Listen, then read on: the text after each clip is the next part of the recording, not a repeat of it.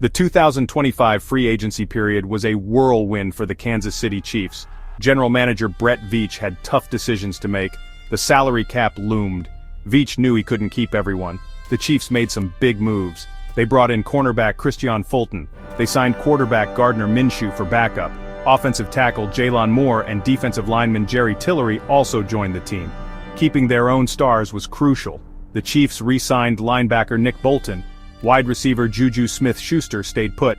Defensive end Charles Omenihu and running back Kareem Hunt also re-signed.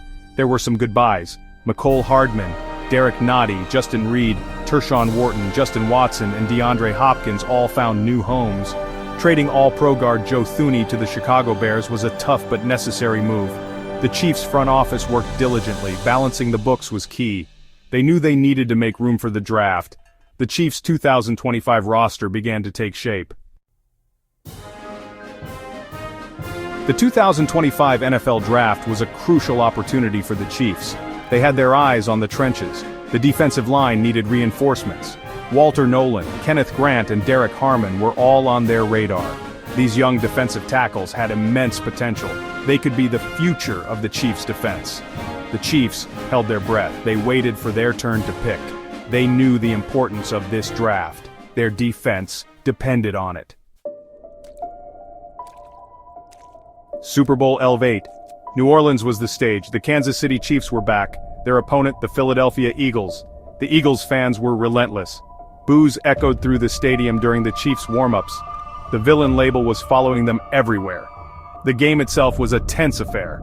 Lead changes, big plays, and controversial calls kept everyone on the edge of their seats. The pressure was immense. Patrick Mahomes was no stranger to the villain tag. He had seen it before, especially against Tom Brady and the Patriots, but this time felt different. The boos seemed louder, more personal. "You want to be loved in every stadium you go to," Mahomes acknowledged. But he knew that was impossible. For us, it's about going out there and trying to win. And at the end of the day, as long as we keep winning, we'll have a pretty good legacy. Chris Jones, the heart of the Chiefs' defense, had a different take. He reveled in it. After the AFC Championship win, he declared, "We the villains, they don't like that." The Chiefs, led by Mahomes and Jones, were embracing their role. They used the negativity as fuel. They were determined to silence the doubters.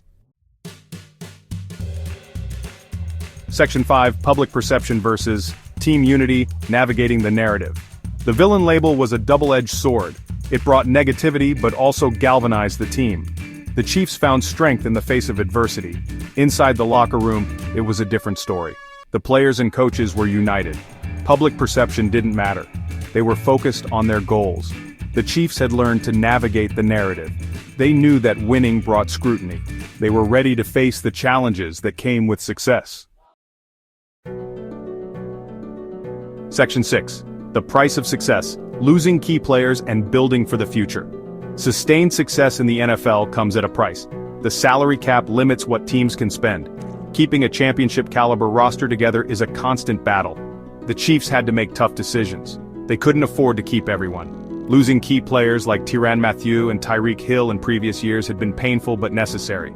The Chiefs' front office, led by Brett Veach, had a plan. They drafted well, they developed talent, they were prepared for the future. Section 7.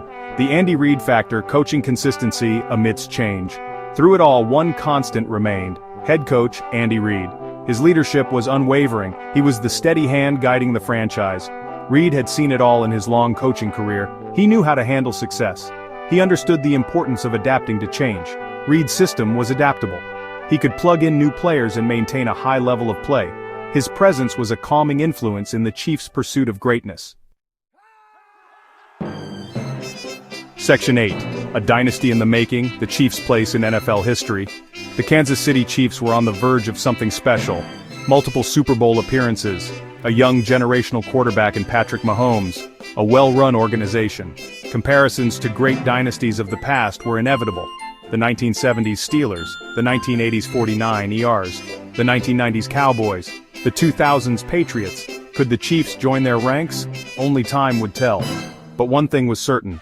The Kansas City Chiefs were building something special.